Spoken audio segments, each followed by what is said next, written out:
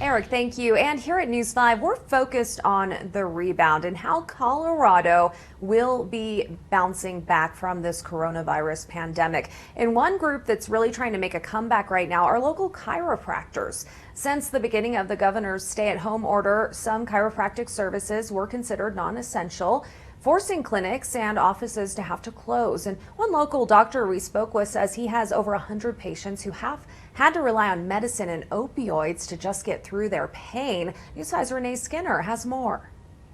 If you're an adult, you probably know the feeling, that familiar pain you get when you've reached a little too far. People bending and lifting things. And now something's out of place. The most common back injury is a disc injury. People being home right now, a lot more yard chores are getting done, a lot more yard work's getting done.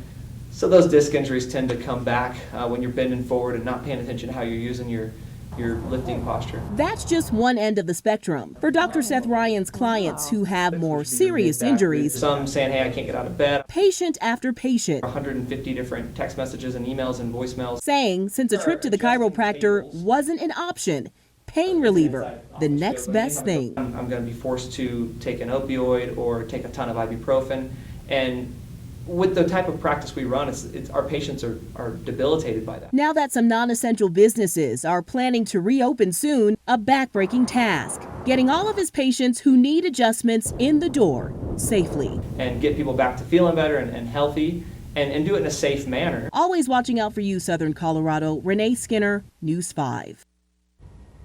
Renee, thanks. And don't forget, we are in this together. Tell us what stories you need to see when it comes to our recovery. Just email us, rebound@koaa.com. And also, don't forget, we are open in Colorado. Support local businesses during these tough times so they too can see what it's like on the other side. Head to our homepage, click the We're Open tab to find out how you can support the local small business community. And if you are a business that wants to get on that list, just fill out the form on that page.